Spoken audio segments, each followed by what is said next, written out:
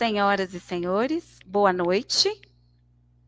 Eu sou Maria Emília, estou como coordenadora do CREI, Centro de Referência em Educação Especial Inclusiva, da SRE Divinópolis, Minas Gerais. Temos na equipe também mais 2 pessoas. Geis. Boa noite, pessoal. Eu sou a Geis, eu sou psicóloga e vou estar aqui com vocês hoje para a gente poder acompanhar a live. Boa noite a todos e todas. Eu sou Romilda Grossi, sou pedagoga da equipe CREI e também sou ATP do CREI. Estamos juntos e vamos acompanhar a live. Já de antemão, a equipe CREI agradece a todos pela presença. Esta é uma semana dedicada à pessoa com deficiência. Em nome da Superintendente Luísa Amélia Coimbra, em nome da diretora educacional Margarida Romão Macedo, da SRE Divinópolis, e a equipe SAI, Serviço de Apoio à Inclusão, agradecemos a presença de todos. A live ficará gravada e terá lista de presença. Hoje nós teremos as falas dos doutores Gustavo Lavorato e Florência Assis, idealizadores do projeto Montando um Time, para abordar o tema Transtorno do Espectro Autista, Desafios na Inclusão Escolar. Então, uma boa noite, sejam bem-vindos, fiquem à vontade. Boa noite, obrigada, Maria Emília, a todo mundo, a toda a equipe do CREI, obrigada pelo convite. É uma honra poder estar falando aqui para tantas pessoas, né? A gente espera que a gente vai falar possa ajudar e colaborar o máximo possível aí com o projeto de vocês, e a gente está aqui à disposição sempre. Precisando, é só dar o grito que a gente está aqui. Meu marido, Gustavo. Boa noite a todos. Boa noite, Maria Emília. Boa noite, Romilda. Boa noite, Geice.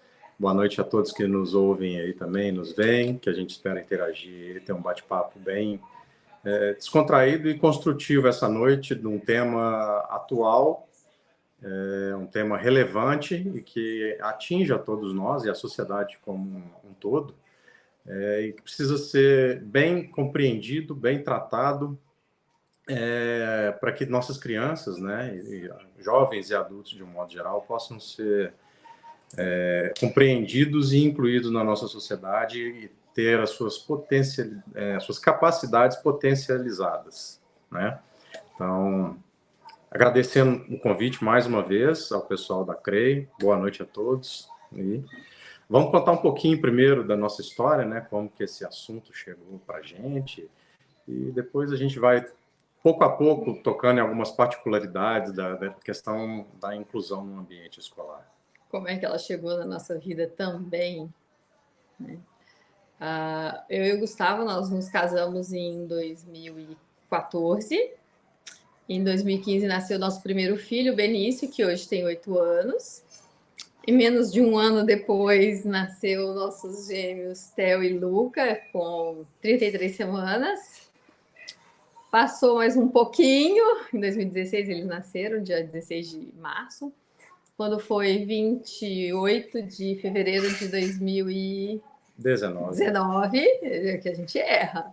2019 veio o Mário, que é o nosso número 4, e em 20 de maio de 2020 veio o Filipe, que é o nosso 5º filho. Sim, somos pais de 5 meninos, sendo 2 deles atípicos que estão dentro do espectro, e o diagnóstico foi feito de cada um no seu tempo. Primeiro veio o Mário, que quando completou 1 ano, ele era uma criança diferente dos irmãos, né? Eu tinha uma amostragem assim muito diferente, porque o Benício não teve um desenvolvimento normal, típico. O Theo e Luca, por serem gêmeos e terem nascido prematuros de 33 semanas, ainda assim, eles tiveram um desenvolvimento típico. Daí, quando vem o iPhone, né, vem aquelas lembranças do ano, da época que eles nasceram, aí você está lá vendo a criança com quase 2 anos, com 2 anos, que nasceu prematuro, falando frases, e você está lá com seu bebê no colo de 1 ano e 6, que não fala uma palavra, muito irritadiço, bravo, bravo, bravo. E aí você fala assim, gente, tá errado. Tem uma coisa errada. Algo está errado. Ao mesmo tempo, o pediatra dizia, não, ele pode não falar, mas ele é mais esperto que muito da criança. Mas ele tinha as características de pegar a mão da gente, levar até aonde ele queria, para poder pegar o que ele queria. Mário sempre foi um menino muito inteligente, mas ele usava da nossa mão para fazer. Ele não apontava, ele não olhava no olhar, ele tinha aquele olhar vazio. Eu sempre falo que é um olhar vazio, é um olhar distante, profundo, assim. Parece que ele está olhando para o além, assim. E, além disso, ele não compartilhava, ele não brincava com os brinquedos que os irmãos brincavam, da forma como os irmãos brincavam. Então, eu tinha aquele monte de brinquedo aqui dos 3 primeiros e só, porque ele não brincava com nenhum desses brinquedos. E como ele não falava, e a gente tinha uma fono que vinha em casa, e o Benício, ele falava cacai, cacai. A gente achava lindo falar cacai, mas cacai tá errado. Aí a minha irmã, Florença, tem que ter uma fono. Tá errado, cacai não é bonito, tá errado. É bonitinho, mas tá falando errado, tem que ter a fono, beleza. Aí a fono vinha em casa e tal. Aí depois a fono serviu para o Luca, que falava como o Cebolinha da Mônica, ele trocava as letras. Aí depois ela ficou para poder estimular o Mário. E eu pegava, nem pensava em autismo, nem nada, e eu falava assim, olha, Kênia, você tem até dezembro para puxar a língua desse menino, esse menino tem que falar até dezembro, você pode começar a vir 3 vezes por semana que esse menino tem que falar. Mas assim, longe de pensar assim, até que eu comecei a preencher um questionário, o questionário do Neurodesenvolvimento Infantil, da Sociedade Brasileira de Pediatria, Neuropediatria, e aí era preenchendo, era eu, o Gustavo e a moça que trabalhava na nossa casa. Então eu era a negativa, o Gustavo escutava até o menino falar, se por ele o Gustavo, o meu filho cantava, tá? E a nossa babá, a Marcela, ela era a pessoa mais centrada, assim, porque para mim o menino era mudo, para ele cantava, e ela era o meio. E a gente foi preenchendo, só que com 1 ano e 6 meses, e o 4º filho, eu já não sabia nem com quantos quilos ele nasceu. Eu não lembrava dos gêmeos com quantos quilos eles nasceram. Então, assim, às vezes eu me sentia pior mãe quando eu ia no médico, porque assim, é aquela que não sabe com quantos quilos nasceu, não sabe nem a hora e quanto que pesou, porque são muitos filhos. E aí o Mário, com essa não fala, eu falei, tá errado, até que a gente levou na consulta de uma neuropediatra, a doutora Thelma, nossa, aqui em BH. E aí nós levamos, aí eu peguei e eu perguntei para ela, bem assim, bem sincera, de cara, assim, eu falei assim, autismo? Ela, E ela é uma pessoa, assim, extremamente que não costuma a dizer, assim, na primeira consulta ou de cara, assim, que é. Mas o Mário, no consultório, ao invés de brincar com o carrinho, ele nunca foi uma criança de pegar os carrinhos, virar e brincar as rodinhas, ou enfileirar por cores. Ele não tinha esse computador. Ele era um menino muito bravo, irritadiço, não olhava no olhar, e ele também não compartilhava e não falava. Então, aí, a Thelma pegou e falou assim, é autismo. Não, bora para terapia. Então, foi fono, TO, psicoterapeuta. Mas quando a gente desceu do consultório, o Gustavo falou para mim, eu quero uma nova opinião. Eu falei, não temos, vamos tratar. Não adianta a gente ficar mudando de médico e mudando de profissional a cada... Só para poder você escutar aquilo que você não vai escutar ou que alguém vai só postergar para poder depois falar para você, olha, no final das contas, vai fazer você ir lá umas 5, 10 consultas até achar que você está pronto para escutar que seu filho é autista e que você já sabia. Então, assim foi o Mário. E passou um ano, veio o Filipe é um filhinho da pandemia mesmo, e eles estudam na EMEI, aqui na EMEI da Timbiras, e aí a Bia, que é a diretora de lá, marcou um dia da gente fazer uma reunião, que ela falou que o Filipe era muito bravo, e o Filipe batia a cabeça. Ele tinha esse comportamento mais disruptivo, então ele sempre saía e batia a cabeça, assim, uma tolerância para dor, assim, absurda. E eu tinha um capacete de espumas aqui em casa que foi do Luca, porque o Luca era um gêmeo que tinha muito...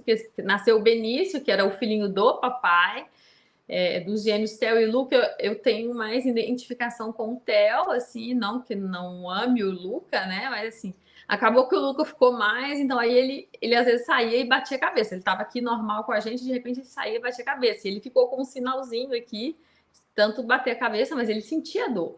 Eu botei o capacete nele. Aí eu tinha esse capacete, eu peguei, coloquei no Filipe, porque o Filipe estava aqui, de repente ele saía e batia sem dó. Aqui a gente está ao lado aqui, mas tem 3 cristaleiras de cristal, onde tem taças de cristal, desde que a gente mudou, tá lá, que estão quebradas dentro da cristaleira, porque ele bateu a cabeça e quebrou a taça lá dentro, então não tá lá. Mas assim, ele batia muito a cabeça, e aí eu peguei e botei o capacete dele. Falei assim, você quer bater cabeça? Pode bater, mas vamos botar o capacete. E aí a EMEI ligou pra gente e falou que queria marcar uma reunião. Aí antes da reunião da EMEI, era 10 horas, eu liguei pra Thelma e falei, Thelma, eu preciso de uma consulta. Quero levar meu menorzinho pra você. Aí ela tá assim, tá, Florence. Ele é autista. Ele também tá no espectro. Mas ele é, entre aspas, né? Muito melhor que o Mário. Ele é melhor que o Mário. No que ele é melhor que o Mário? O Filipe, ele é um autista que tem um espectro completamente diferente do Mário. Ao passo que o Mário era 100% não verbal, o Filipe falava. Ele balbuciou, ele falou, mas ele parecia um papagaio de pirata, sabe? Ele falava uma frase, mas ele falava tão rápido que a gente não conseguia entender o que ele falava, assim. Mas ele tinha a intenção comunicativa, assim. Então, ela falava, ele é melhor que o Mário, mas ele também está dentro do espectro.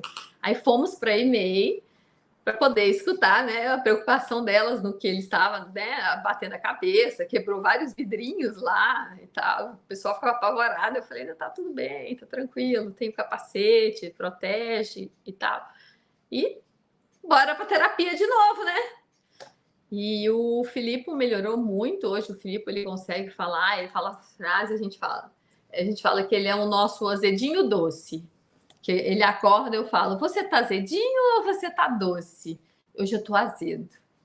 Ou então ele fala, hoje eu tô doce. Ou então ele fala, eu tô azedinho doce. Não venha perto de mim. Ele é todo mandãozinho, ele é todo cheio de personalidade, assim. Mas e ele e o Mário tem uma coisa que os 3 mais velhos não têm, né? Os 2 brigam o tempo inteiro. Às vezes eles chegam, se abraçam, dão um beijinho no outro, mas eles, na verdade, eles concorrem a atenção o tempo inteiro. Coisa que a gente não teve com o Benício e com os gêmeos. Eu falo, gente, eu não sei lidar com o filho que briga um com o outro, porque a gente não teve isso com os 3 primeiros. Então, às vezes, é difícil, porque assim, os gêmeos com o Benício é muito tranquilo. Nossa, a gente sempre teve tudo na casa espalhado, tinha decoração e tal. E com o Mário e o Filipe, não tem jeito, porque de repente tem um pegando no colarinho do outro, puxando o cabelo do outro, um mandando o outro, sai daqui agora! Eu tenho o menorzinho, ele é extremamente autoritário, e o Mário fica bravo. Aí o Mário fica bravo, chega, pega e empurra ele. Mas a partir desse segundo diagnóstico, a gente tinha uma página que chamava Montando um Time. no Instagram, que era só da família. A gente morou no Rio Grande do Sul por 6 anos, de 2013 até 2018. 6 anos? 2010? 6 anos. 6 anos. E aí a gente estava programando para voltar para Minas. E aí, quando eu engravidei do Mário, e aí lá tiraram as carteiras assinadas de todos os médicos do hospital, eu falei, se for por falta de adeus, então vamos embora. O que nos prende, se tinha alguma coisa que podia nos prender aqui um pouco mais, é essa gestação, né? E o fato de poder ter uma licença maternidade mais tranquila. Mas já que não teremos, então vamos embora. E nisso a gente veio embora. A gente ia vir no final do ano e acabou que a gente veio em setembro, assim, de supetão. Aí a gente chegamos aqui, o Mário já fazendo terapias, aí veio o diagnóstico do Filipe, mas a gente tinha um Instagram montando um time onde a gente colocava para a família fotos da família e tudo. A partir do segundo diagnóstico, a chave meio que mudou. Eu falei, não, se Deus me mandou 2, porque não é fácil, vocês sabem o que é lidar com um numa sala, quando tem 2, é difícil. Agora imagina uma casa com 5 meninas e os 2 mais novos com autismos, diferentes graus, mas um que não fala e o outro que parece um papagaio de pirata, mas que sai batendo a cabeça, e aí você tem que correr atrás e intervir e fazer. Então, se mandou é porque a gente tem algum propósito. Então, a partir desse momento, eu que fiz cirurgia cardiovascular, deixei a parte da cirurgia cardíaca, quando a gente mudou de Santo Ângelo, do Rio Grande do Sul, para cá. O Gustavo ficou em teletrabalho aqui comigo. Eu tive 3 depressões pós-partos bem severas. A dos gêmeos foi lá, mas a do Mário e do Filipe foi aqui. Eu ainda tratei, que a primeira eu não tratei, mas a segunda e a terceira eu tratei. E aí, se mandou é porque a gente tem alguma função, a gente tem algum propósito. Então, a gente precisa... Até falava com ele, eu queria ter mais um 6º filho, mas para que a gente pudesse ter a certeza de que tivesse mais alguém para poder cuidar dos meus filhos quando eu e o Gustavo não estivesse aqui. É aquele medo, né, Marília? Aquele receio de... E quando a gente não estiver aqui, quem vai cuidar dos meus filhos? Porque era tudo no começo, o Mário ainda não falava, o Filipe estava começando as terapias, então assim, a gente tinha muito medo, muito receio. Tinha ainda tem o estereótipo, né? Não são todas as pessoas que colocam, que falam abertamente, que colocam seus filhos ali na linha de frente para poder viver a vida como uma pessoa, como outra qualquer, numa escola regular, onde ele tem o direito, por lei, né, de cursar a sua escola regular e estar lá. Falei, não, nós não vamos esconder nossos filhos numa caixinha dentro de casa de forma nenhuma. E acabou que eu também descobri que tinha uma prima que era autista e tinha os filhos autistas. Faz cerca de 2 meses e pouco eu fui diagnosticada aos 43 anos também com transtorno do espectro autista, quando para lembrar lá para trás, mas a gente segue a vida. Mas quando veio esse propósito, então a gente passou a criar montando um time para poder já levar informação de qualidade, com os profissionais que às vezes, né, estão conosco, que fazem as terapias dos meninos, que intervêm, e outros colegas que topam essa empreitada e fazem parte do nosso podcast, que a gente tem lá no YouTube também, na página do Montando um Time. E depois dessa virada de chave, de transformar o Montando um Time numa página, onde a gente, apesar do Gustavo ser advogado, procurador do estado do Rio Grande do Sul, está aqui em teletrabalho, ele sempre teve muita resistência, porque lá ele trabalha com questão da saúde, e não gostava muito de aparecer nas lives, nem nos podcasts. Mas é em prol de algo muito maior. Então, vamos informar a sociedade. Então, o que a gente pode fazer? A gente pode fazer com que a gente tenha um mundo melhor para os nossos filhos, para que eles sejam aceitos, para que eles possam ter uma qualidade de vida melhor e que possam ter uma vida normal, comum, como a de qualquer outra pessoa. E aí a gente se depara com os desafios e com as grandes lutas. primeiro pelo fato de sermos uma família numerosa, a gente sofre todo tipo de bullying que vocês podem imaginar. Acho que a Romilda e a Geis estavam mais acostumadas, viveram mais a época das famílias de 10, 12 irmãos. Meu pai tinha 17 irmãos, então, assim, Maria Emília também tem uma família grande, mas meu pai tinha 17 irmãos. Então, a minha mãe ficava falando para mim, você quer ser igual sua... Você tá querendo fazer filho igual sua avó Maria Isabel? Que ela teve, no primeiro casamento, ela teve 14, 12, não sei, e ela faleceu cedo ainda grávida ainda.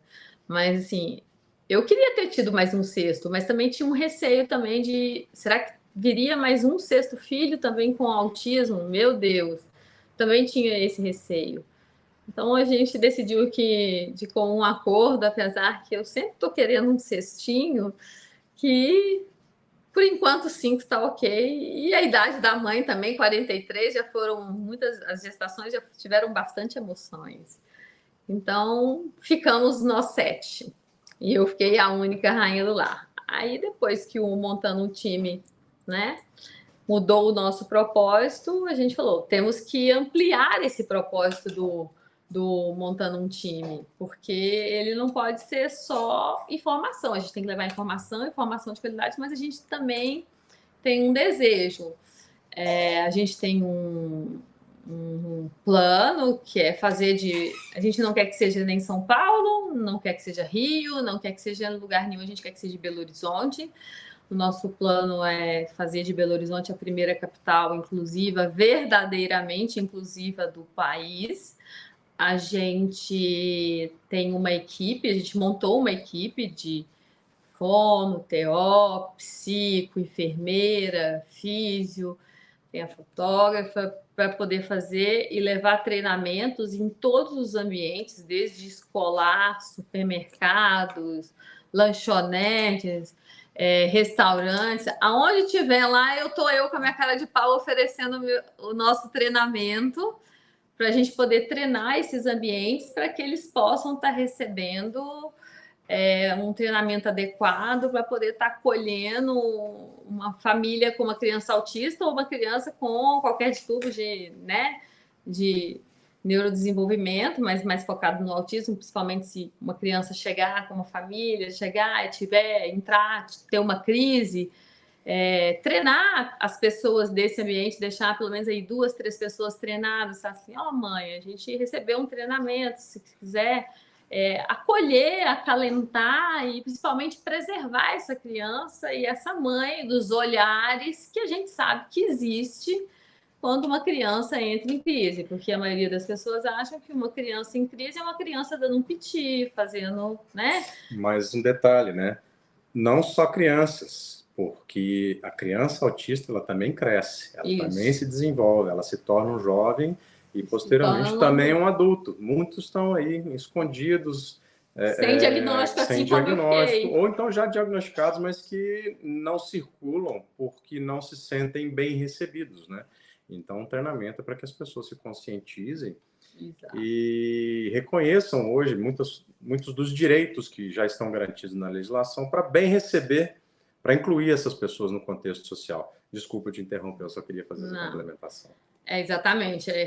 Os adultos crescem, a gente até fez uma live com o Nicolas. O Nicolas é um menino de 25 anos, live não, podcast. O Nicolas é um menino de 25 anos, ele é filho do Carlos Wizard e ele é um autista que teve que se desenvolver também, e aí a gente vê as dificuldades, e não só dele, mas como foram para nós, até para a gente conseguir fazer um podcast com ele, pela rigidez e por tudo, a gente também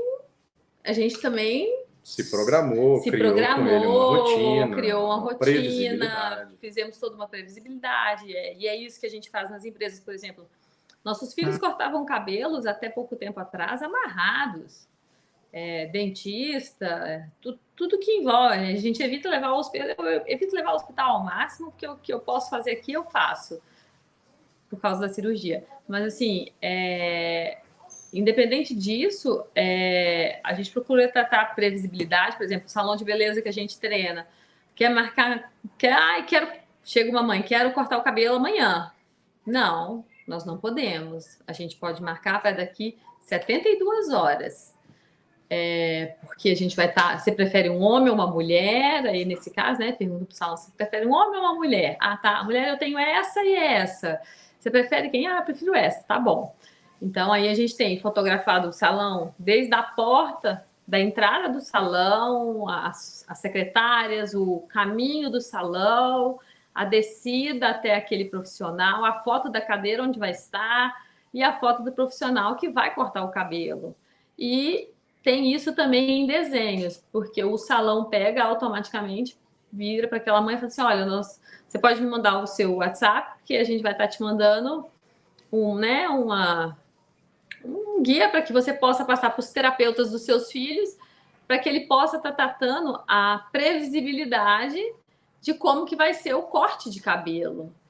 E aí, com isso, a gente conseguiu fazer isso com os nossos filhos, então não tem mais corte amarrado na raça, a qualquer preço, a qualquer custo. Então, quando se trata com a previsibilidade, isso aí a gente fala, fica bem em cima do salão. E a gente tem os nossos autistas espiões, que eles estão sempre frequentando os lugares. E depois que a gente fornece esse treinamento, a gente tem os nossos autistas espiões, além de ter os autistas espiões. Depois que a gente passa a dar o treinamento, a gente confere a essa empresa, esse local, o selo de ambiente inclusivo. Uma pena que eu não mandei para você, Maria Emília, mas para depois para poder colocar na tela. Mas é um selo onde a gente tentou agradar todos os gregos e todos os troianos, porque é um selo que é o selo do infinito, a diferença de ser do infinito, que é a neurodiversidade. Dentro a gente preencheu com quebra-cabeças, que é o primeiro símbolo, que é tão contestado e muitos não aceitam. Eu falo que a própria comunidade autista até é difícil, porque tem o quebra-cabeça que os autistas mais jovens hoje não aceitam. Aí você tem a selo que significa neurodiversidade do infinito, que foi criado por uma autista, onde uma grande parte aceita, mas muitos acham que é da comunidade LGBTQIA+, muita gente não entende. E aí agora foi sancionada, a lei já era em Minas Gerais, e foi sancionada pelo o atual governo do país, o girassol como, né, um símbolo da deficiência oculta, que aí acomoda aí algumas doenças, né, e principalmente os transtornos do neurodesenvolvimento.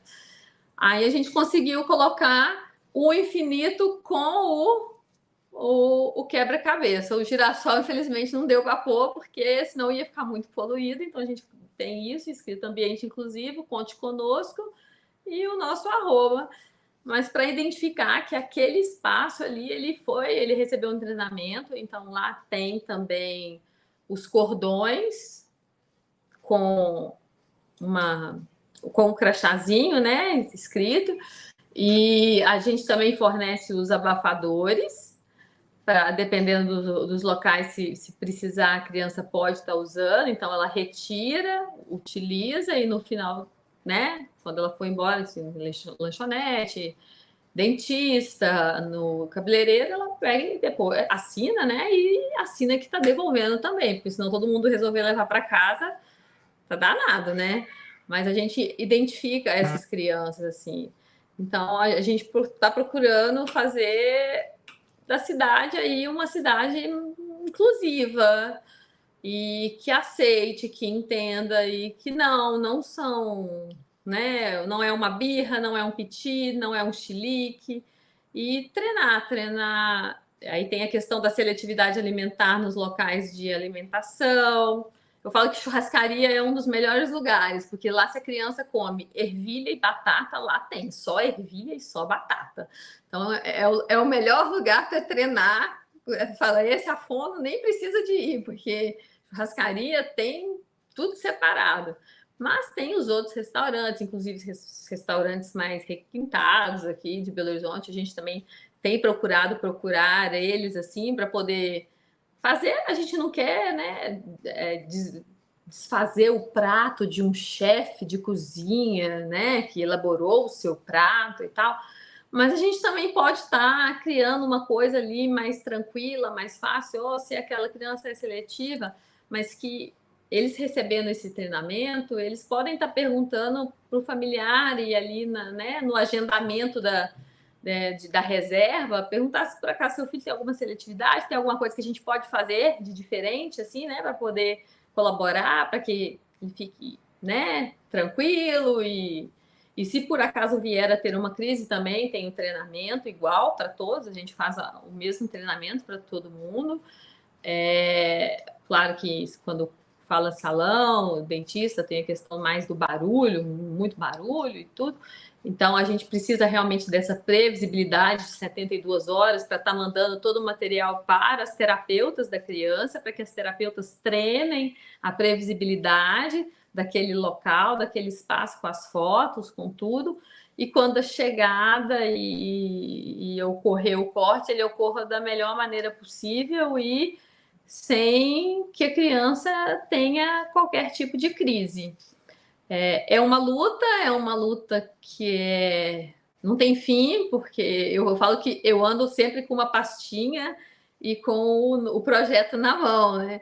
E deu abertura, tô eu com a minha cara de pau lá, tô eu sempre ando sempre com o nosso projeto na mão, porque é assim, a gente vai nas escolas, a gente vai aonde precisar. E estamos à disposição, se precisar que a gente vá em Divinópolis e fale sobre, nós estamos à disposição. Existem aí uma série de leis que garantem para as crianças o lugar delas, né? O seu próprio lugar. Aí eu vou passar a palavra para o meu marido, para o Gustavo, que ele entende mais de leis. Se alguma das meninas tiverem alguma pergunta, pode ficar fazer, senão fica a gente só falando, e eu falo muito, a Emília sabe. Mas esse é o nosso projeto. E o nosso projeto final, na verdade, é nos tornar uma ONG. A gente está nesse processo, uma associação. Isso leva um tempinho, leva cerca de 1 ano, para que hoje o tratamento que a gente pode dar para os nossos filhos, no futuro a gente possa estar podendo ofertar esse mesmo tratamento, um tratamento de qualidade, um tratamento correto né, e específico para aquela criança, daquele espectro, para todas as pessoas de forma inclusiva. Então, assim, o nosso maior sonho é uma ONG. Ele vai chegar, se Deus quiser, na hora certa ele vai chegar. Mas primeiro a gente quer fazer de Belo Horizonte a primeira capital inclusiva do país. Esse realmente é o nosso. Eu falo que não é sonho, é o meu objetivo e eu pretendo cumprir ele. Se não for no amor, vai ser no amor da dor. Que eu falo que cara de pau não me falta e vontade para isso não. E com isso, infelizmente, acaba que a parte de médica e de tudo, de cirurgiã, ficou um pouquinho de lado. Hoje eu estudo, eu faço pós-graduação no CBI, em Miami, eu faço cursos com o Dr. Tiago Castro, faço mentorias, eu fiz curso de ABA, eu não uso isso nada na minha casa. Eu falo que eu não sou terapeuta dos meus filhos. Eles têm as terapeutas deles e ok. Mas eu precisei e eu sempre falava que eu não ia estudar autismo nunca. Aí estou eu mordendo minha língua aqui, tá? Com todo mundo. Sim, eu estudo, faço mentorias.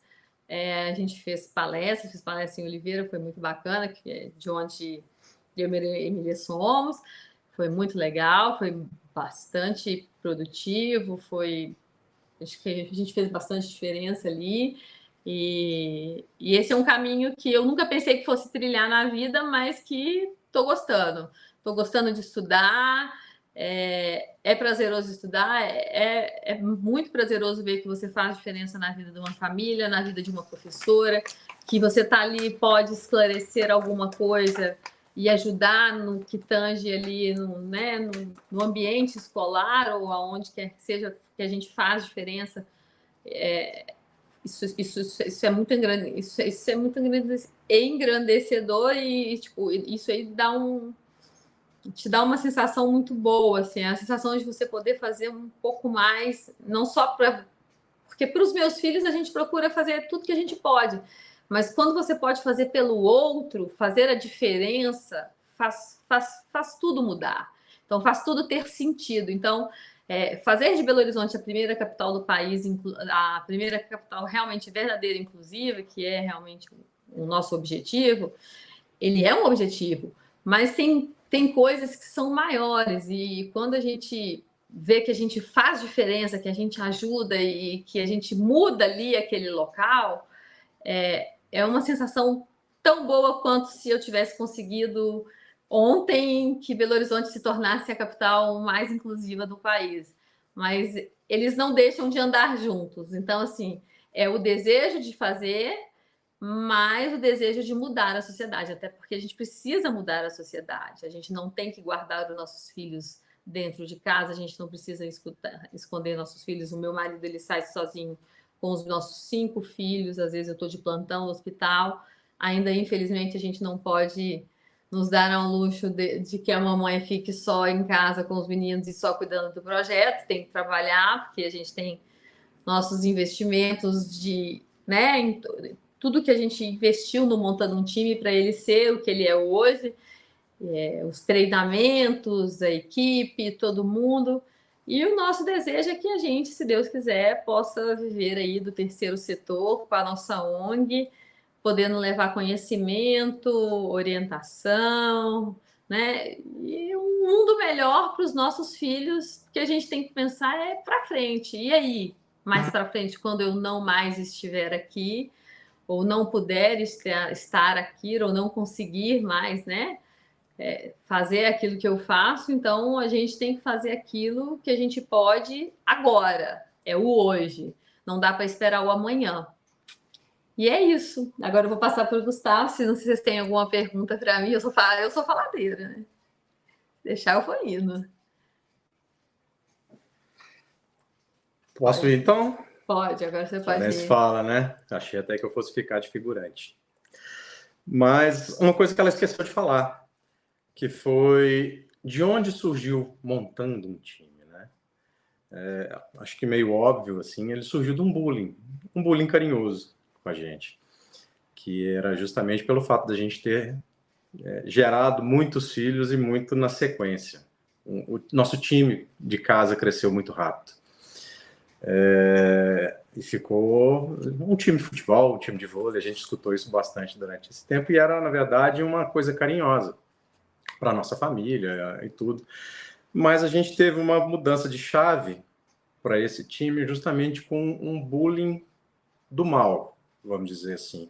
Um bullying com os pais e com o nosso primeiro filho com o diagnóstico do espectro autista. Esse sou eu que conto, porque essa revolta é toda minha. E já que estamos falando justamente de inclusão escolar, é necessário a gente contar que a nossa virada de chave aconteceu justamente no fato nefasto de exclusão escolar. De uma escola privada aqui em Belo Horizonte, meus filhos estudam numa escola bilíngue aqui em Belo Horizonte, o Benício, o Theo e o Luca, e a gente esperou 15 dias para ter reunião com a abençoada da diretora, que ela era um ser inalcançável. Imagina você esperar 14 dias para uma reunião com uma diretora de um maternal. Isso é uma coisa, assim, para mim, na minha vida, assim, meio que surreal, assim, porque uma diretora de maternal, para mim, ela tá ali na escola o tempo todo, né?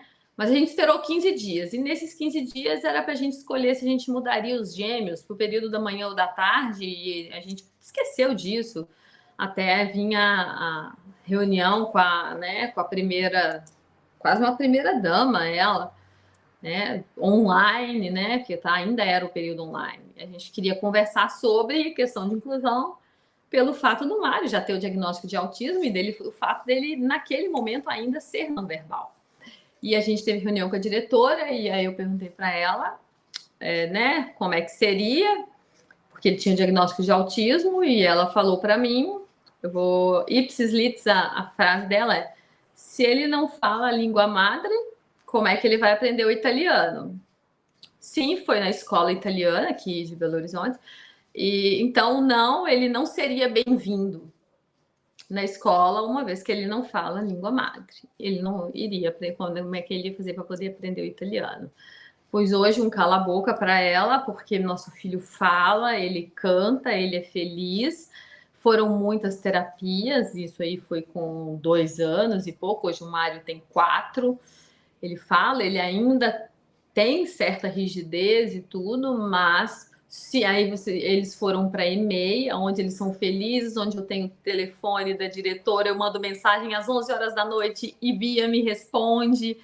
E tem a festa junina, Bia precisa de ajuda, o que você quer? Assim, onde a gente tem um contato muito tranquilo, muito fácil, muito acessível, e onde o meu filho foi extremamente bem acolhido, assim como o Filipe, que depois veio, mesmo sem o diagnóstico de autismo, quando começou, depois, quando teve o diagnóstico de autismo já dentro da escola, também foi extremamente bem acolhido, bem aceito. Mas se você me perguntar, mas você vai tentar colocar o Mário nessa escola de novo? Vou porque ele tem o direito de estudar aonde os irmãos dele estão. E sim, se elas não estão, né, aptas a lidar com uma criança autista, na força do amor, na força da dor, a gente ensina também. Eu vou ensiná-las a exigir um PDI, vou ensiná-las que ele tem direito pela lei de cursar uma escola regular. Eu vou ensiná-las que elas têm que ter, né, um assistente terapêutico, um auxiliar de sala para ele, mas que tenha formação e não simplesmente uma professora que esteja sobrando ali num cantinho ou uma estagiária que não tem treinamento algum para poder lidar, por exemplo, com uma crise de uma criança autista. Então, sim, ele vai estudar lá, sim, também. E se negar, vai ser pior, porque eu não estou disposta a baixar a minha cabeça. E aí foi a partir disso que realmente a chave mudou mesmo, e aí agora é com o Gustavo. Exato. E eu sou bem brava, quando eu falo que eu lembro do episódio, eu fico bem incisiva, porque é uma coisa que pega... A gente que é mãe, né? Pega na gente mesmo. Então, assim, a lembrança da voz e da arrogância e da prepotência de quem está no alto e que manda, de falar um não, né? Foi muito grande. Mas ela vai ter que encontrar com ele lá. E ele vai ter que ser muito bem tratado, porque tem uma mãe aqui que é um leão e está disposta a estar lá, fazer tudo funcionar, se Deus quiser. E a gente vê, né? Justamente num ato de exclusão escolar, a gente muda de chave e assume aí um propósito que eu acho que é nobre e vai trazer benefícios para todo mundo, né? O nosso montando um time, ao invés de um time de crianças, agora é um time de pessoas que querem lutar para conscientizar, para educar e para tornar a sociedade, de um modo geral, mais consciente, mais respeitosa e, consequentemente, mais inclusiva.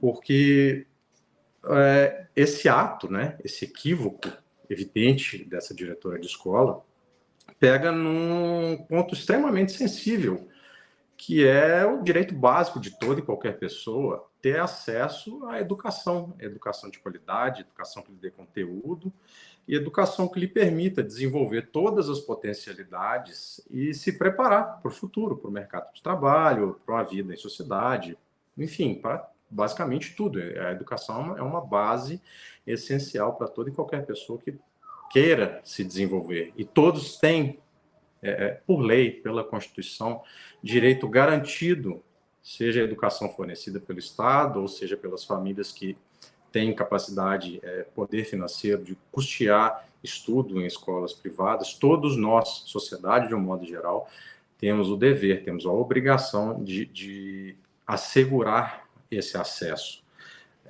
para que vise justamente o pleno desenvolvimento da pessoa. E é justamente nesse ponto que é necessário que se tenha uma mudança de ideologia, de visão.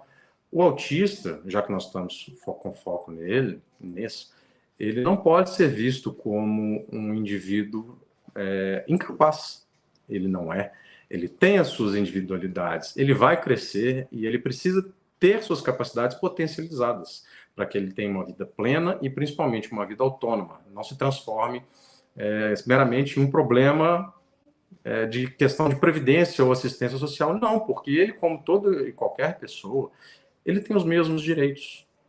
Talvez, lógico, ele necessite de ações afirmativas de governo e de sociedade para que se faça valer esse rol de direitos que garanta ele acesso, né, à educação, saúde, assistência, previdência social, trabalho, tudo de um modo geral.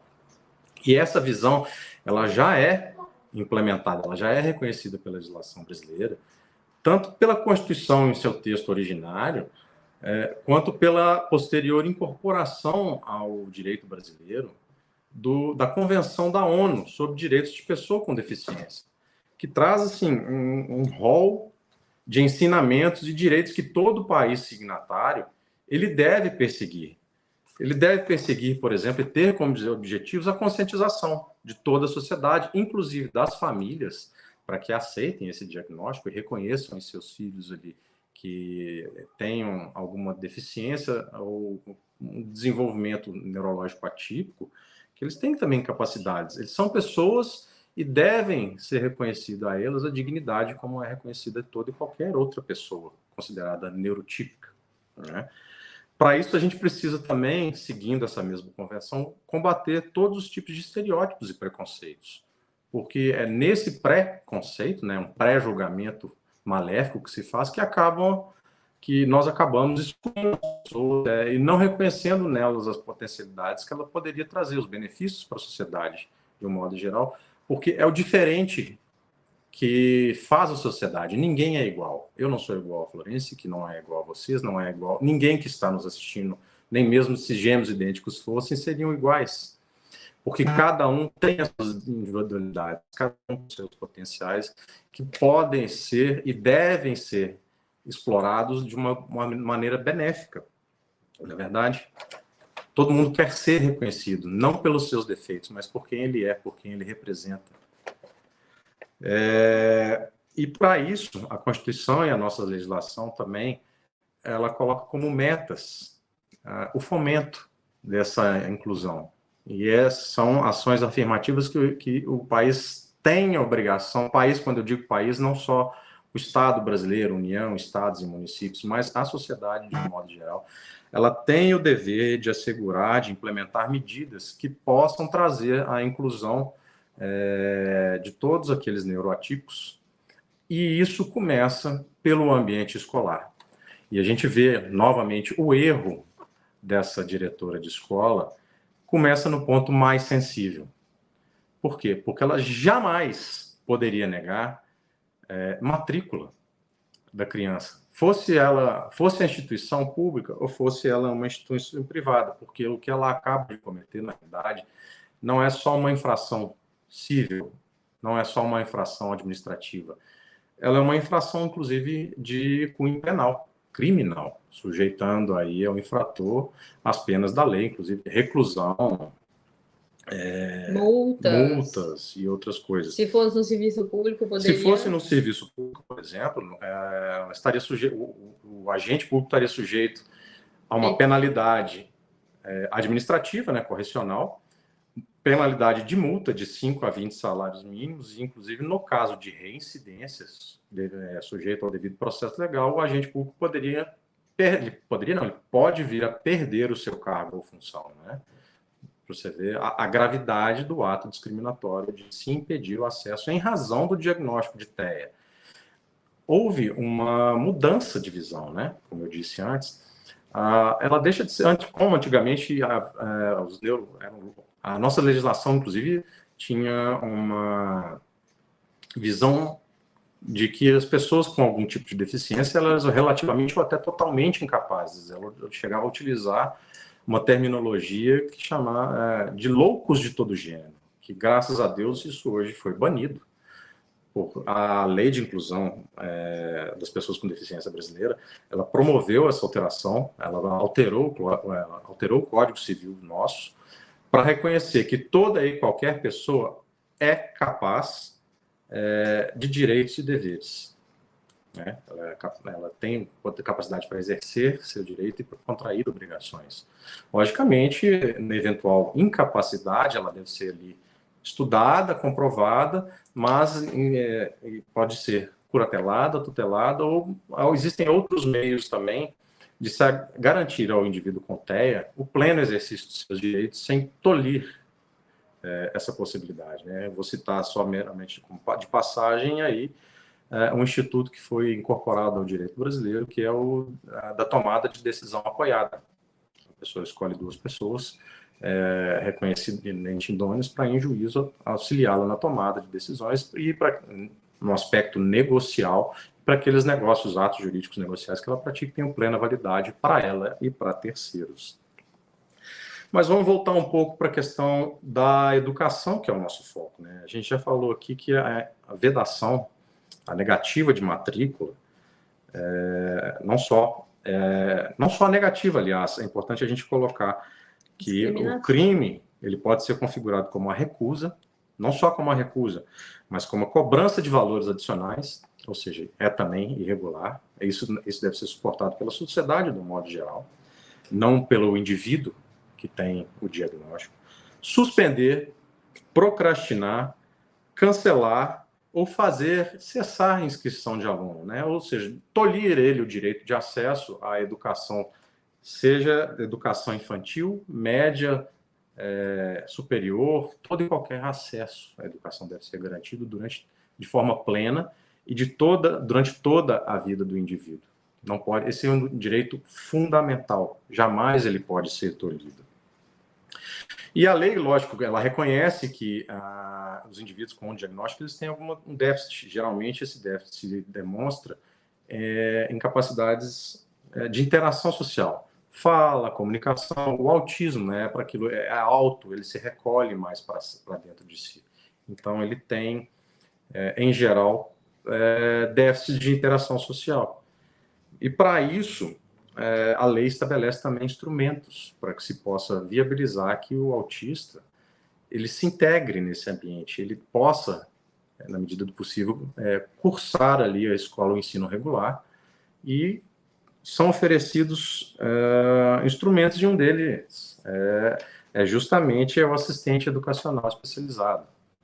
O que é isso? É algum profissional capacitado que possa acompanhar o aluno dentro do ambiente escolar e com isso o aluno possa absorver o conteúdo, eventualmente até com as adaptações necessárias de provas, de material, de conteúdo, de aula mesmo, para que aquele aluno possa absorver o conteúdo e continuar se desenvolvendo, progredindo.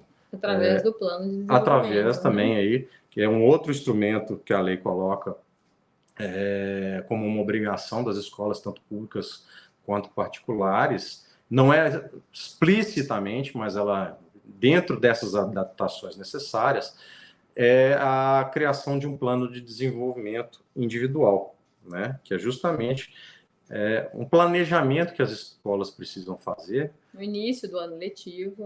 Que reconheça ali de forma multidisciplinar quais são as dificuldades desse aluno, quais são as suas deficiências, para que ela possa, para que o PEI, né, alguns chamam de PDI, de Plano de Desenvolvimento Individual, ou Plano de Ensino Individualizado, para que ele possa cumprir justamente esse papel de planejamento e desenvolvimento e avaliação daquelas ações que são necessárias para que o conteúdo escolar possa ser adequado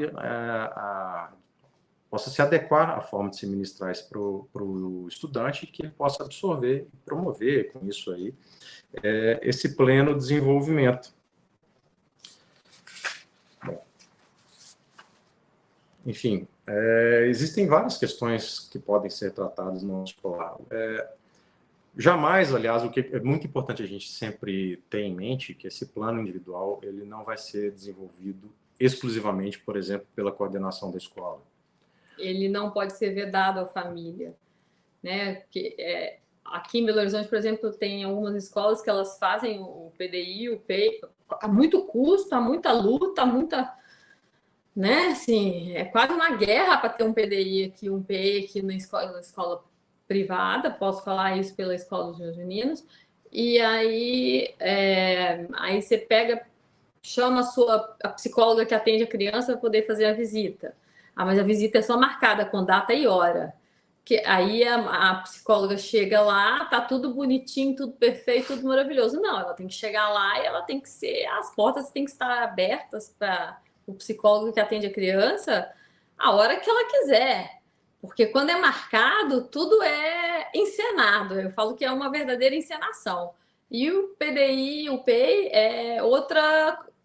é quase que uma outra encenação, porque na verdade eles falam que eles insistem em que o PDI é exclusivo da escola e do aluno, onde os pais não têm direito a ter acesso, muito menos os profissionais que atendem a criança, o que é um absurdo. Esse é um conceito altamente equivocado. O PEI jamais vai ser desenvolvido por uma única pessoa ou por um único profissional. Por quê? Porque ele precisa ser desenvolvido em conversa com a família, precisa se compreender o ambiente em que escolar, socioeconômico, familiar que essa criança está inserida. Se é uma mãe solo, e é preciso, antes de mais nada, se compreender quais são os déficits no desenvolvimento neurológico que essa criança apresenta, para que o PEI possa ser justamente adequado para as necessidades dessa criança. Porque por que se chama de um espectro? Porque ele não tem um diagnóstico ou uma questão específica. Cada criança, cada pessoa que está nesse espectro é uma gama de déficits que podem indicar. A gente tem 2 diferentes. Nós temos 2 hoje completamente diferentes. Nós temos 5 filhos completamente diferentes. Diagnosticados, né, dentro de um espectro, mas cada um apresenta déficits ou espectros de manifestação, né, do autismo completamente diferentes, e cada um necessitaria de uma adaptação diferente. Então, eu diria que o PEI é um documento multiprofissional. Precisa de ser construído nessa conversa com as famílias, com a equipe terapêutica de médicos, psicólogos, psiquiatras. Com a escola, aquilo que a escola possui. A gente tem que lembrar também que a gente está falando de escola particular, mas a gente está falando também de escola pública, onde nem sempre todo mundo tem tudo aquilo que a gente gostaria de ter. A gente vem de uma época onde as escolas públicas elas eram muito boas, eram as melhores escolas. A Maria Emília estudou comigo, a gente estudava numa escola que para nós era a melhor que tinha. Mas isso não é a realidade de todo mundo e não é a realidade de todas as escolas. Não são todas as escolas que têm uma Romilda na vida, não são todas as escolas que possuem uma Grace, que possuem, né, que tem um psicólogo e não basta só ser psicólogo, tem que ser um psicólogo e que tenha uma especialização naquilo que vai se tratar ao mais. Porque, por exemplo, na escola dos meus filhos, tem psicólogo? Tem. Pergunta o que ela sabe de autismo. Eu te digo, nada. Nada. De TDAH, nada. Então, assim, ter um psicólogo para dizer que tem, muito obrigado. Porta da rua, serventia da casa. É preferível você ter uma pessoa que não tenha formação, que esteja em formação, mas que saiba lidar com a criança e que saiba lidar com a construção, né, de uma escola para o bem e para que a criança se desenvolva da melhor forma possível. Com professores que tenham interesse e que rolem no chão e que brinquem e que façam as brincadeiras, que faça aquele ambiente que às vezes até se torna pesado, porque às vezes a criança entra em crise, você está ali com uma sala com 30, 40 alunos, mas que torna um ambiente mais leve. Isso faz toda a diferença. E hoje em dia, infelizmente, a coisa é muito... você pagou, você matriculou, né? Seus filhos têm direito a isso, vem, estuda, lancha, em contrapartida tem que passar na prova. Muitas escolas tem aquela maluquice de tem que tirar o primeiro lugar no vestibular e tudo, e muitas vezes se esquece da criança. A criança é criança. porque ao longo, até chegar na adolescência, porque vai chegar também, a gente tem que lembrar que são crianças, são pequenos. E muitas vezes eles não falam, e eles passam, às vezes, por coisas dentro de casa que a gente nem sequer imagina ou tem uma noção. Então, isso faz toda a diferença. Você ter um profissional, você ter um professor que se disponibiliza.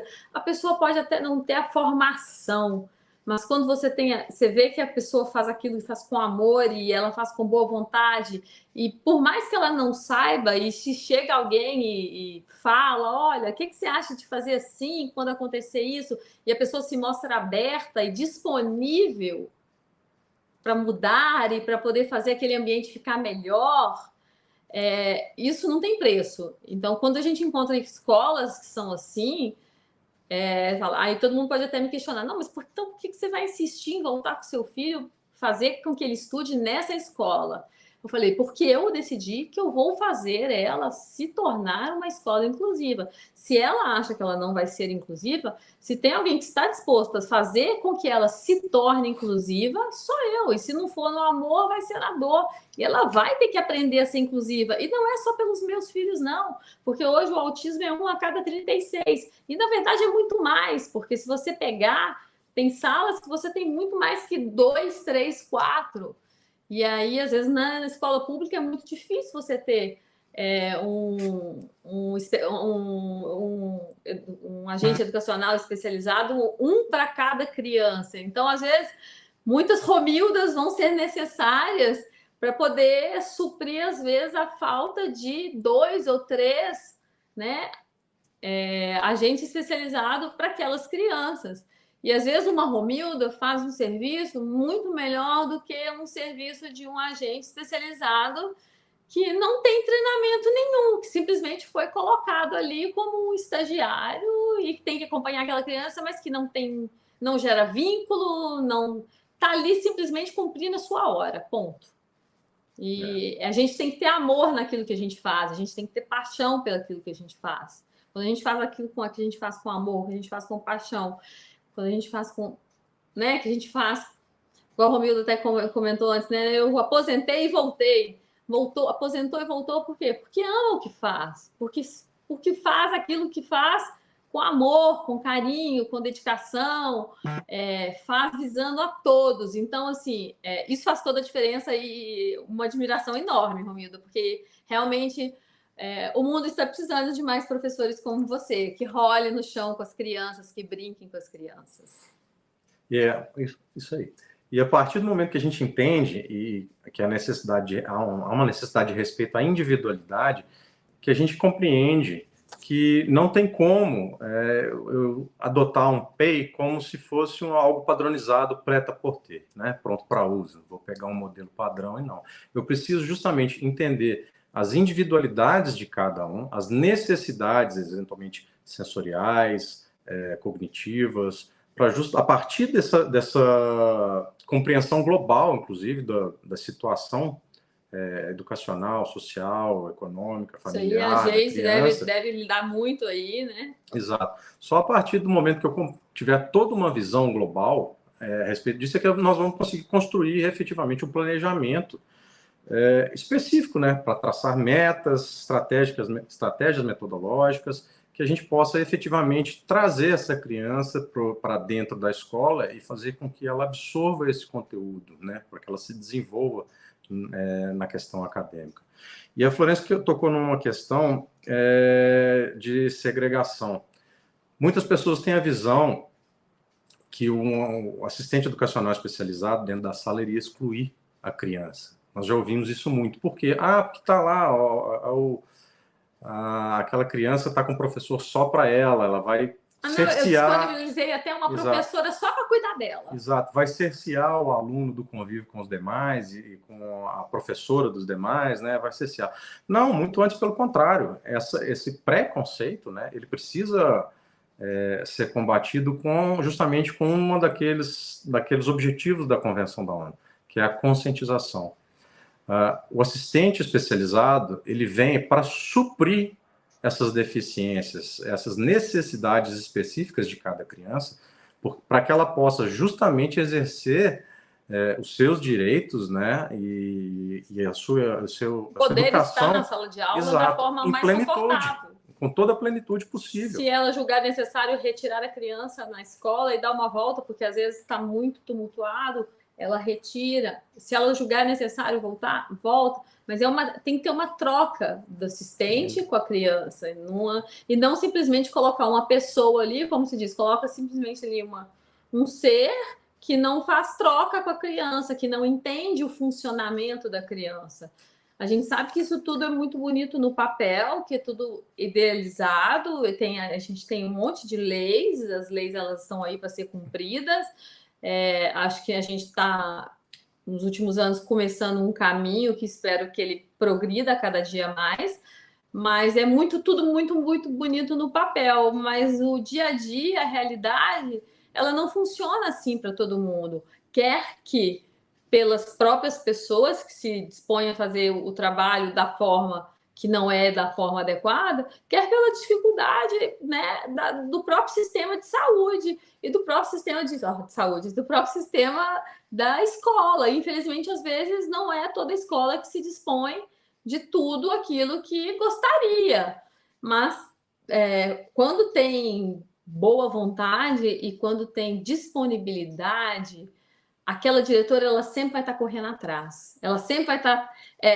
assim como eu virei uma cara de pau de mão cheia, sempre vai ter uma diretora cara de pau que vai estar sempre ali pedindo uma ajuda aqui, uma ajuda ali. E eu acho que é devagar, aos poucos, que a gente vai conseguir mudar essa realidade. Não acredito que seja da noite para o dia, mas aos poucos, com a boa vontade e com pessoas que realmente têm amor pelo que fazem. Eu acho que o que a gente podia dizer era isso. Eu ainda diria um pouco mais, porque eu falei no início de alguns princípios, né? Citaria outros além de dignidade da pessoa e autonomia. A nossa legislação, a nossa Constituição, ela reconhece que todos nós somos iguais. De um aspecto formal, logicamente, né? Como eu disse, ninguém é igual a ninguém.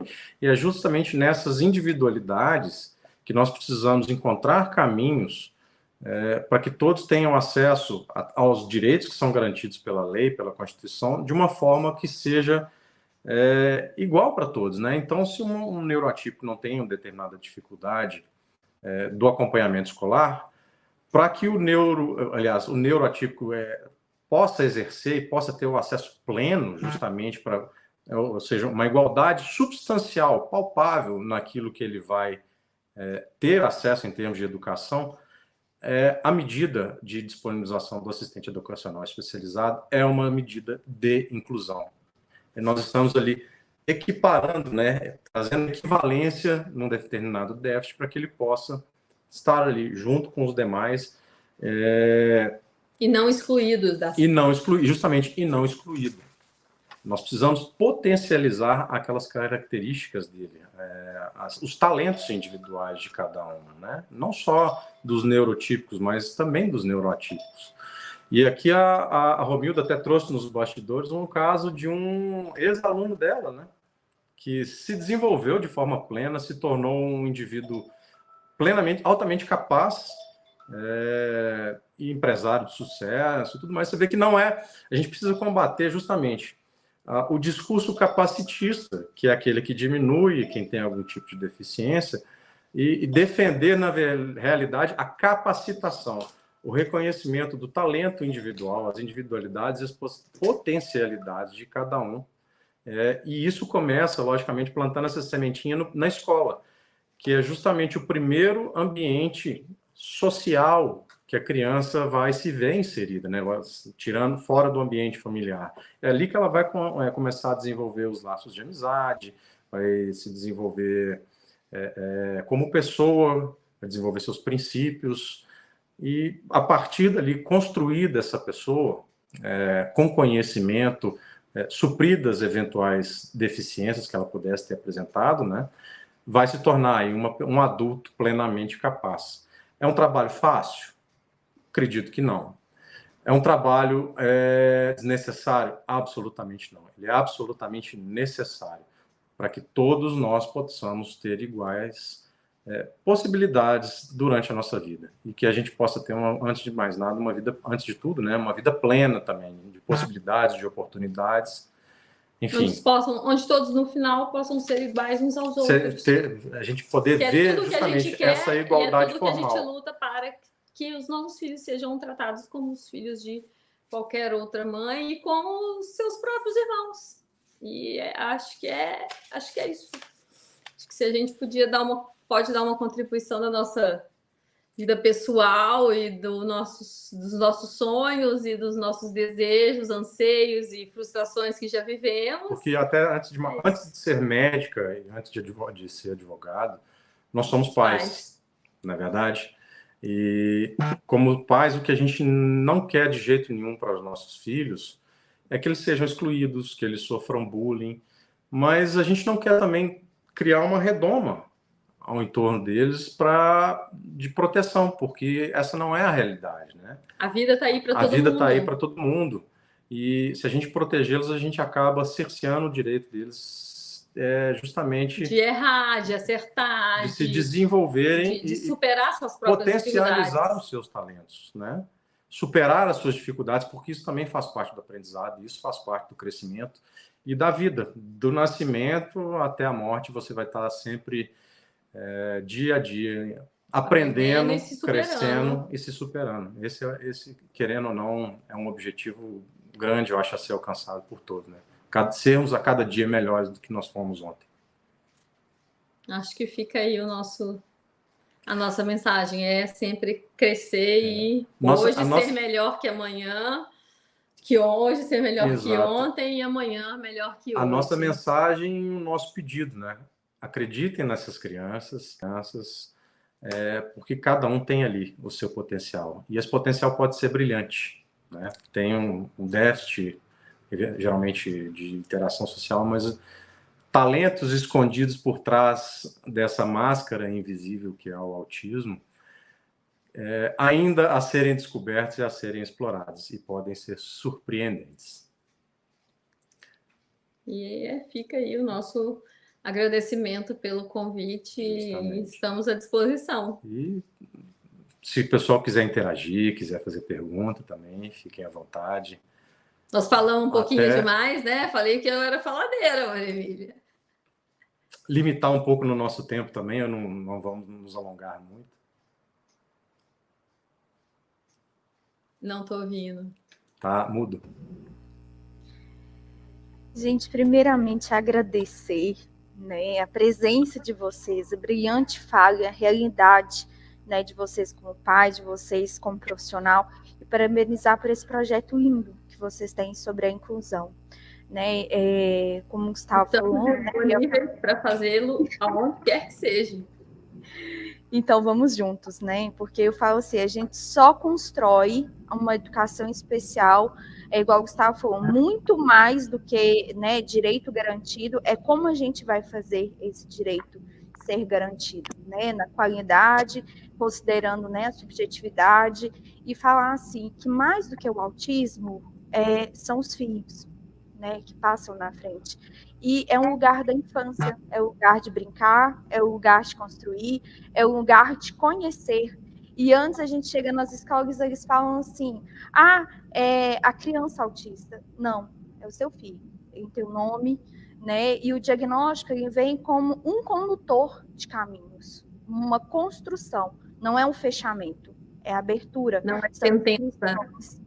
Exatamente, não é uma sentença, né, Florência? Eu acho da mesma forma como eu falo assim, que a gente vivencia isso na escola, no consultório, nos hospitais, né, cada vez mais eu falo que a gente vê sim, criança de 0 a 3 anos, eles falam assim, não tem, né, vai desenvolver no tempo certo, mas é um tempo certo, é um tempo que está sendo, então assim, existe um risco de desenvolvimento, existe aí um sinalizador de que olha, algo ali não vai bem, precisa de atenção, precisa de um cuidado, precisa de um olhar especializado, de uma equipe. E é igual você falou, não é um psicólogo, não é um fisioterapeuta, não é um terapeuta ocupacional, é quem sabe olhar principalmente, olha, não é uma característica, mas olha, mesmo que não seja um TEA, é uma criança que precisa ali de um cuidado, né, de um acolhimento de pais que precisam de informação. E eu gosto tanto de uma psicóloga, e ela fala assim, vamos brincar enquanto o futuro não vem, né, vamos cuidar dos nossos filhos. E somente agradecer, né, em nome do CREI, em nome da equipe, agradecer pela disponibilidade de vocês, né, de trazer essa brilhante fala para a gente hoje. A gente que agradece o convite. Nós é que agradecemos, né? O nosso intuito está aqui, junto com vocês e junto com todos que têm conhecimento, causa, né? Que lutam pela causa, né? Eu brinco, agora vamos montar um time, continuar montando o nosso time. Vamos aumentar o nosso time. De pessoas que lutam por essa causa também. Então vamos juntos, que estamos na mesma causa. Muito bonito o projeto de vocês. Que cada vez o time cresça. Se Deus quiser. Sim. Para tornar um time que ele se torne universal. É o nosso sonho e nosso objetivo, né? Eu quero estar participando desse projeto, pelo menos para cantar, fazer alguma atividade psicomotora com as crianças, né? Vocês podem contar conosco. Obrigado pela presença. Que ótimo, será muito bem-vindo. Será um prazer poder estar aí e poder dividir esse projeto com vocês. Com certeza faremos parte, viu? Se Deus quiser. A equipe CREI agradece a vocês e agradece a todos pela presença. Obrigado. Boa noite. Eu quero agradecer também, né, gente? Porque na verdade, para mim, eu fiquei até muito emocionada, porque eu estou revendo uma amiga de infância, né? Porque, graças a Deus, eu e Florence estudamos juntas. E é muito bom poder estar com isso. Não foi só um estudozinho, não, gente. A gente estudou junto desde o pré-primário. Sim. Até o segundo científico. E essa Florence, gente, ela já era da inclusão, tá? Porque ela já trazia, né, essa empatia, ela se colocava no meu lugar, né? Porque aqui, né, tem a questão minha, né? Da questão de que eu era a única negra da sala e ela era amiga mesmo, né? Sem considerar as questões aí que a gente infelizmente ainda tem de discriminação racial, né? Até no dia que eu conversei com ela, eu falei assim, Florence, até há pouco tempo eu ainda tinha uma boneca rosinha que você me deu, que era uma boneca que tinha um cheirinho de rosa. E aí ela, nossa, e realmente, até há pouco tempo, a minha filha de 17 anos ainda brincou com essa boneca. Então é um carinho muito grande, e pessoas que fazem a diferença na vida da gente. Então, quando eu vi que ela tinha ido lá em Oliveira, na nossa terra natal, e que tinha feito um trabalho, eu falei, meu Deus, eu vou chamá-la.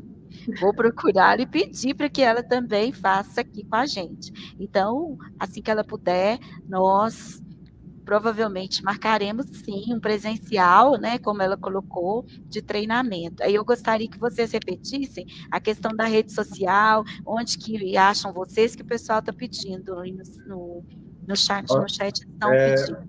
Podem nos seguir no Instagram, que é o @montando um time, por extenso. Nós temos também um canal no YouTube, Montando um Time. Filtre por canal, para nos achar mais fácil, onde nós já postamos diversos podcasts que fizemos com vários profissionais, inclusive, relacionados aí ao transtorno do diagnóstico. Nós temos um podcast com uma neuropediatra, um psiquiatra infantil, com uma psicopedagoga, com fonoaudióloga, que trata das questões de distúrbios da fala, também relacionadas ao diagnóstico do TEA. Temos... com o defensor público. Recentemente gravamos com o defensor público, que é coordenador estadual, né, da Defensoria Pública Especializada em Idosos e Pessoas com Deficiência, e também coordena a rede de apoio em âmbito estadual, com todas as instituições ligadas à justiça. Temos também podcasts interessantíssimos com a Cecília Antipoff, que é também relacionada à infância e educação, e com o Léo Gontijo e com o Dudu do Cavaco, que são do Instituto Mano Down, que também tem um trabalho belíssimo, sensacional, no terceiro setor, com exclusão ali voltada para trissomia do 21, né, que são as pessoas com síndrome de Down. Trabalho lindíssimo de inclusão, com parceria com diversas empresas. Ele traz uma história familiar também. A gente vê ele, a gente sonha, assim. Eles conseguem hoje atender, acho que cerca de 1.000 famílias de forma totalmente gratuita, independente de renda, trabalhando acolhimento, trabalhando desenvolvimento desde pessoal, a criança educacional. do colo, desde Exato. o neném. E temos também muito interessante, que é o Nicolas, que a Florência falou, que é um autista hoje já jovem, com 25 anos de idade, que passou por todo esse processo de diagnóstico, de terapias e desenvolvimento, e hoje você vê que ele é um jovem autônomo, plenamente capaz e extremamente feliz, que vem buscando aquilo que ele gosta, inserido no mercado de trabalho. E essa semana a gente vai, inclusive, conversar com o pai dele para contar como é que foi essa história, né? Do diagnóstico, do desenvolvimento, de todo o tratamento. Como é que foi ter, há 25 anos atrás, uma criança autista dentro de casa. Sem o conhecimento técnico e científico que hoje já se tem, né? Tem um acesso à informação que hoje a gente consegue de forma muito mais fácil, né? Exato. Então, assim, recomendo, nos sigam lá no Instagram e vão lá no YouTube para assistir esses podcasts, que tem muita informação com profissionais altamente capacitados, né? Informação interessante, de qualidade, que pode servir aí a muita gente que está buscando. É muito fácil dar um Google, né? Mas às vezes te joga para informações aleatórias, sem vamos dizer, uma bibliografia. Porque tem muita gente por aí confiável, que fala e se diz, né, fala sobre autismo e tudo, mas cuidado, né? A gente tem que ter muito cuidado com quem a gente pesquisa no Google, porque infelizmente, tem muita gente que só quer saber de números, né? E a gente quer mostrar um serviço de qualidade, a gente quer pessoas que são capacitadas, a gente procura sempre estar prezando por isso. A gente vem justamente buscando esse propósito, né? De jogar luz sobre esse tema, para conscientizar as pessoas, para que elas possam, a partir da compreensão do que acarreta, né? Acabar mesmo com essa mística, com o preconceito, para que elas possam, como nós e como vocês também, abraçar essa causa e trazer as pessoas para o pleno desenvolvimento, para dentro da sociedade, né? Porque só tem benefícios em viver essa diversidade. E a gente é só gratidão mesmo. Estamos também no Facebook, antes que a gente esqueça. Tem o Facebook e temos o TikTok também. Em breve, no Spotify. E qualquer pessoa que tiver qualquer dúvida e quiser entrar em contato, é só entrar, manda uma mensagem no direct, que a gente responde. Quem responde sou eu mesmo. Ou eu, dependendo ou do Gustavo, assunto. dependendo do assunto, mas somos nós mesmos. A gente tem uma ajudinha de uma equipe de marketing, mas quem responde somos nós. Quando está respondendo ali, você pode ter certeza que sou eu que estou ali do outro lado. Ok, então muito obrigada. Nós agradecemos muito, né, pela disponibilidade de vocês, né, e torcemos para que, né, vire logo a ONG, né, que é o projeto, e o que a gente puder também fazer de estar divulgando, a gente vai estar colocando, né, agora que a gente começou o canal, mas a gente vai estar colocando lá no canal do CREI. Então, eu agradeço, né, que nós possamos fazer mais lives, mais... Crescer cada dia mais. Isso mesmo. Vamos fazer parte do time da inclusão. É isso aí. Muito obrigada por tudo, agradecemos a todos também que estiveram aqui conosco. Obrigada. Boa noite. Tchau.